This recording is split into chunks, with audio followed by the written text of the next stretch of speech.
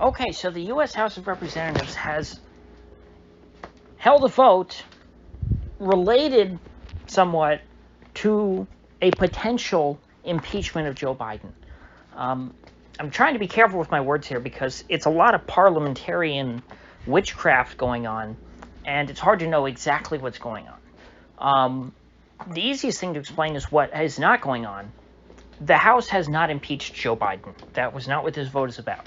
Apparently, the vote was a vote to have two separate committees in Congress, the Judiciary Committee and the Homeland Security Committee, consider two separate articles of impeachment, which those committees may then, I guess the term would be ratify or approve, and send back to the House for a floor vote, at which point the House would then vote on whether or not to impeach Joe Biden. And even still, once that vote happens, there then will need to be a trial in the Senate. So we're a long way away from the impeachment of Joe Biden. But the word impeachment is appearing in headlines across the internet and probably in tomorrow's paper and tonight on the evening news, if any of you still watch that.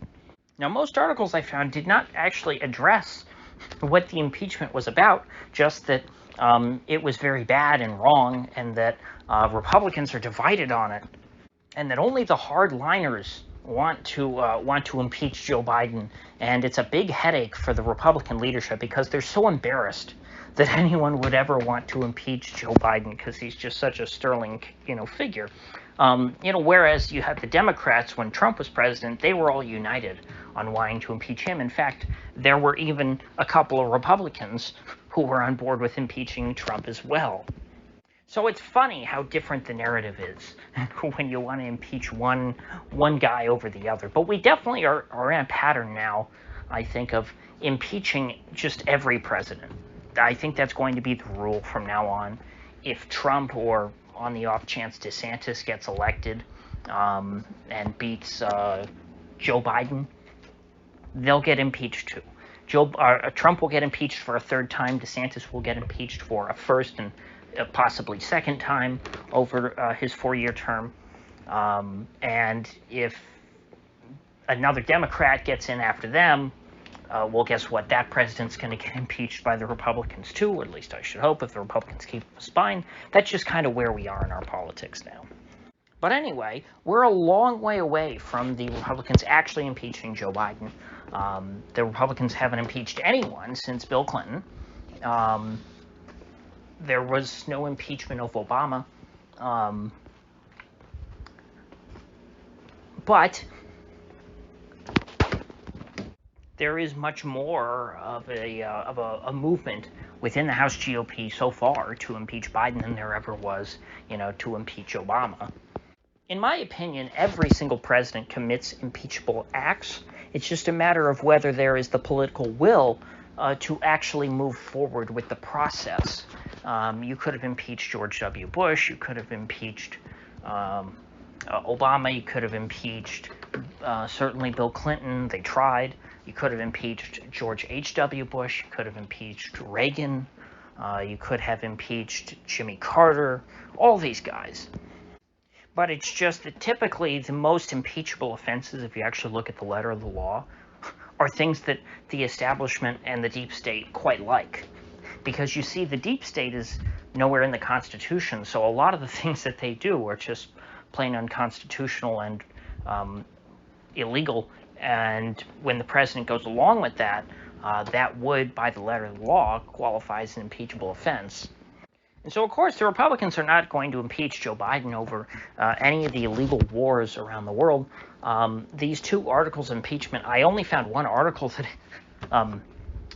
when I say an article, I mean an article on the internet, that actually laid out what the charges were that Lauren Boebert was bringing forward. And it made sense why they went to two separate committees. One charge was abuse of power, and I assume that one went to the Judiciary Committee.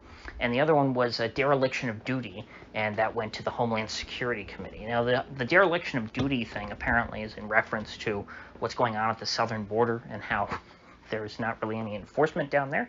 At least there's insufficient enforcement. And meanwhile, we're sending all of our military resources and hardware to Ukraine. Seems a little odd. We're very, very concerned about defending Ukraine's border, and the president seems very unconcerned with defending the U.S. border. It does seem like a pretty reasonable issue. But anyway, I don't think I see that one going anywhere. I don't think that the Homeland Security Committee cares about the border, so I don't think that would be what would move them. Now, if you had some secret tape where Biden said, you know what, I think this Putin guy, I think we might be able to work with him. You know, maybe he's not so bad. Maybe he's a reasonable person that we could talk things out. Then I could definitely see the Homeland Security Committee impeaching him. But unfortunately, there is no evidence that Joe Biden has engaged in collusion with Russia. He's not colluded to foment world peace. He's done the opposite. So as far as the Homeland Security Committee is concerned, Joe Biden's probably a pretty good president, because that's what the Homeland Security folks tend to care about. They want to make sure that there are plenty of wars to justify their existence, because after all, if we had world peace, we wouldn't need a Homeland Security Committee now, would we? They're a bunch of arsonist firefighters who go around grooming people to commit acts of terror and then arrest them. But anyway, the Judiciary Committee, that one looks a little more promising. The chairman over there is Jim Jordan, who tries to position himself as someone who's on the right of the Republican Party and is somewhat in touch with the base. And so he's someone who probably understands that his voters would like to see Joe Biden impeached. And abuse of power, considering I think Jim Jordan is also the chairman of this subcommittee thing that they created on the weaponization of government that was supposed to be a pseudo-church committee. I think that the abuse of power stuff kind of lines up with that. And so there's some precedent for this. And it's such a broad accusation, abuse of power. They could throw in whatever they want in there. So I do think that the Judiciary Committee, ultimately, especially when you look at the other members, people like Chip Roy and Matt Gaetz and I think Ken Buck, and there's a lot of more fiery Republicans who are on the Judiciary Committee.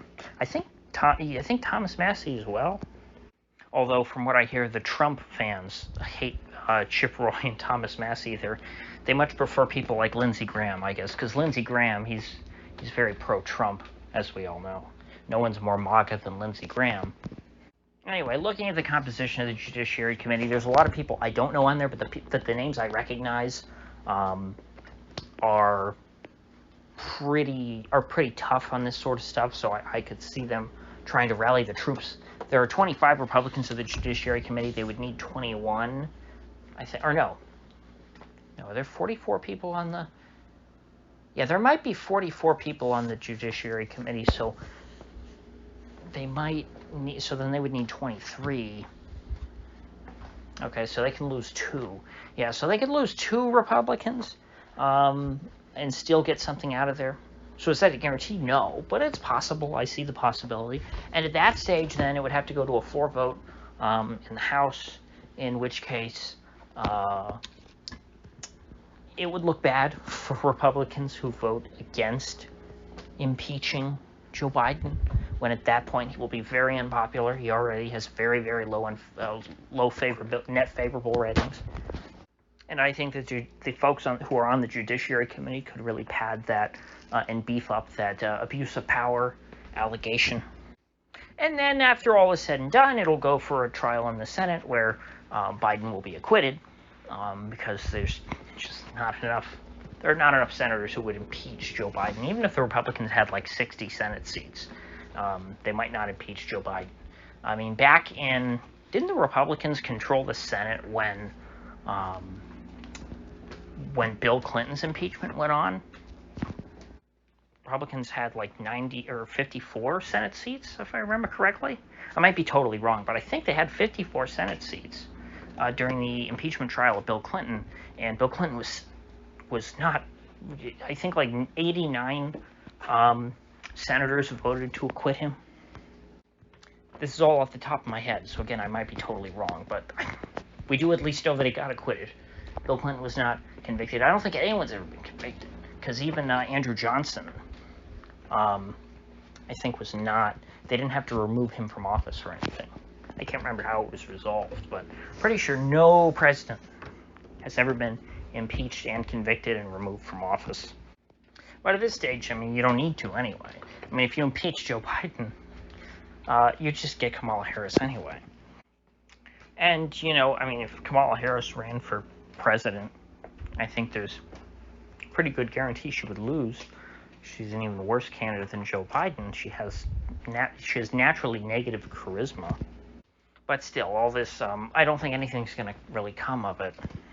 So I don't expect to talk about it too much. I almost never talked about the Trump impeachments when those were going on. I mean, they're all kind of a blur to me. There were two of them, and they just kind of blurred into one, and I don't even really remember the details. I remember one of them had to do with Zelensky and a phone call. That was the second one. I don't even remember what the first one was about. So anyway, with all that said, I will see you folks back here tomorrow.